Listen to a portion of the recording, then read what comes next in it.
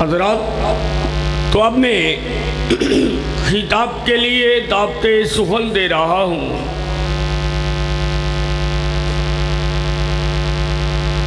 جناب محترم حضرت مولانا عبدالرشید راشد صاحب، امیر انجمن نداء الاسلام کھڈیاں خاص، خطیب اعظم جامع مسجد اہل حدیث ڈوگراں والی، تو انشاءاللہ الرحمن کتاب و سنت کی روشنی میں آپ حضرات سے ہم کلام ہوں گے۔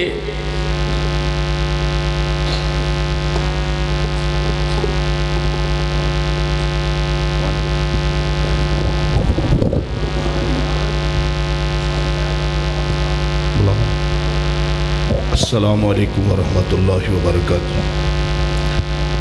احمدہ و اصلی علی رسولہ الکریم، اما بعد، بسم اللہ الرحمن الرحیم۔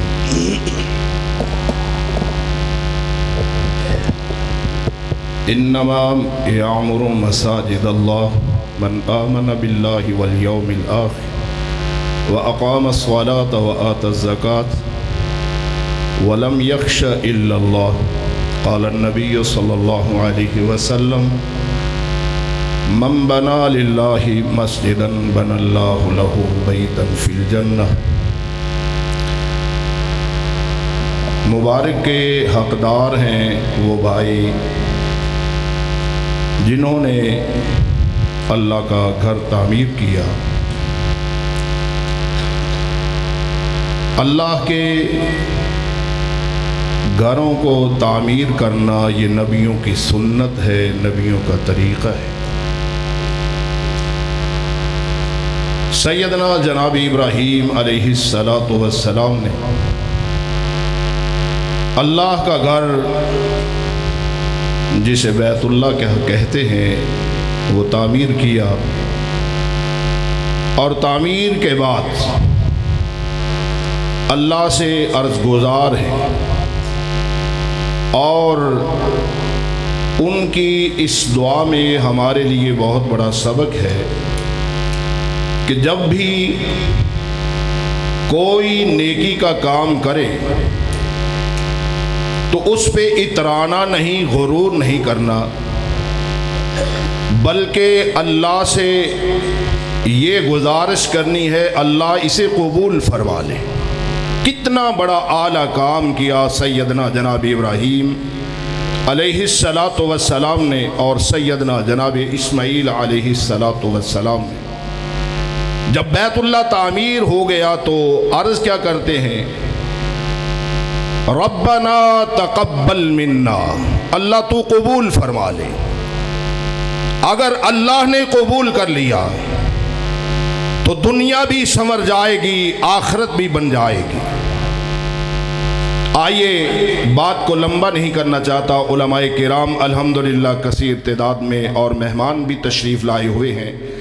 مہمانوں کی عزت مقدم ہے۔ حدیث میں آتا ہے مسجد میں آنے والے یہ اللہ کے مہمان ہوا کرتے ہیں۔ جب آپ کے گھر میں یا میرے گھر میں، کسی سردار کے گھر میں، کسی بڑے کے گھر میں کوئی مہمان آتا ہے تو وہ میزبان اپنی طاقت، اپنی بساط کے مطابق اس کی مہمان نوازی کرتا ہے۔ اور اندازہ لگائیے، بلکہ ہم اندازہ لگا ہی نہیں سکتے کہ اللہ کتنا بڑا میزبان ہے۔ اللہ اپنی طاقت کے مطابق اپنے میزبانوں کی خدمت کرتا ہے، ان کی عزت کرتا ہے۔ آپ سبھی لوگ اللہ کے مہمان ہیں۔ توجہ کیجئے، نبی کائنات جناب محمد الرسول اللہ صلی اللہ علیہ وسلم نے جب ہجرت فرمائی، غار ثور سے نکلے، قافلہ چلتا چلتا 8 دن میں قباء بستی میں پہنچا، اور قباء بستی میں اللہ کے پیغمبر محمد کریم صلی اللہ علیہ وسلم نے مسجد کی بنیاد رکھی، جسے مسجد قباء کہا جاتا ہے۔ اس مسجد کا نام کیا ہے؟ کیا بات ہے، یہ کیسی کڑیاں مل گئی آپس میں، اللہ اسے قیامت تک آباد رکھے۔ اور میرے بھائی قاری زکریا ساکی صاحب کی محنت کاوش کوشش کو اللہ اپنی بارگاہ میں قبول فرمائے، اور رہتی دنیا تک اس کو ہدایت کا، دین کا مرکز اللہ تعالیٰ اس کو قائم دائم فرمائے، اور جن بھائیوں نے معاونت کی ہے اللہ انہیں بھی جزائے خیر عطا فرمائے۔ نبی کائنات محمد کریم صلی اللہ علیہ وسلم جب مسجد قباء بستی میں پہنچے، مسجد کی تعمیر ہو رہی ہے، اور وہاں پہ سیدنا جناب عبداللہ بن رواح، سب کہے رضی اللہ تعالی عنہ، جب مسجد کو تعمیر کیا جا رہا ہے تو بڑی پرسوز آواز میں، بڑے پیارے انداز میں کچھ اشعار کہتے ہیں حضرت عبداللہ بن رواح رضی اللہ تعالیٰ عنہ۔ فرماتے ہیں نبی کریم صلی اللہ علیہ وسلم کی موجودگی میں، اور قافیے کے ساتھ قافیہ ملاتے ہوئے محمد الرسول اللہ بھی پڑھ رہے ہیں صلی اللہ علیہ وسلم، فرماتے ہیں افلح من یعالج المساجد، کامیاب ہو گئے وہ لوگ جنہوں نے اللہ کے گھروں کو تعمیر کیا۔ یہ فرما رہے ہیں حضرت عبداللہ بن رواح رضی اللہ تعالیٰ عنہ، فرماتے ہیں افلح من یعالج المساجد وَيَقْرَأُ الْقُرْآنَ قَائِمًا وَقَائِدًا، قرآن مجید پڑھنے والے جو کھڑے ہو کر پڑھتے ہیں، بیٹھ کر پڑھتے ہیں، وہ بھی کامیاب ہو گئے۔ اللہ ہمیں بھی کامیاب فرمائے۔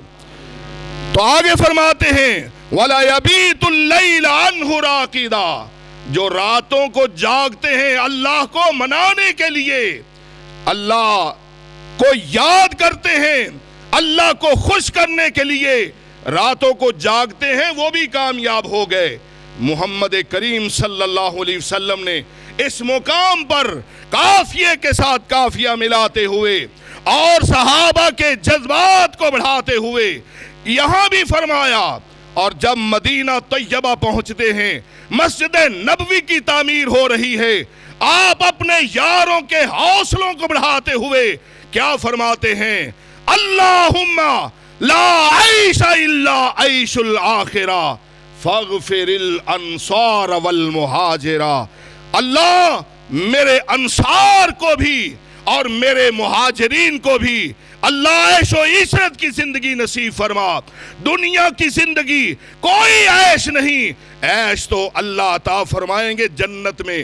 اللہ کے گھر تعمیر کرنے والے جنت کے مہمان ہیں، جنتی ہیں۔ اللہ کے نبی کے فرمان کے مطابق من بنا للہ مسجدن بن اللہ لہ بیتن فی الجنہ، اللہ تعالی معاونین کو اور جو اسے تعمیر کرنے والے ہیں، اللہ سبھی کو جنت کی اعلیٰ اور عرفہ مقامات نصیب فرمائے، اور دنیا میں عزت و عظمت نصیب فرمائے۔ آخر دعوانا ان الحمدللہ رب العالمین۔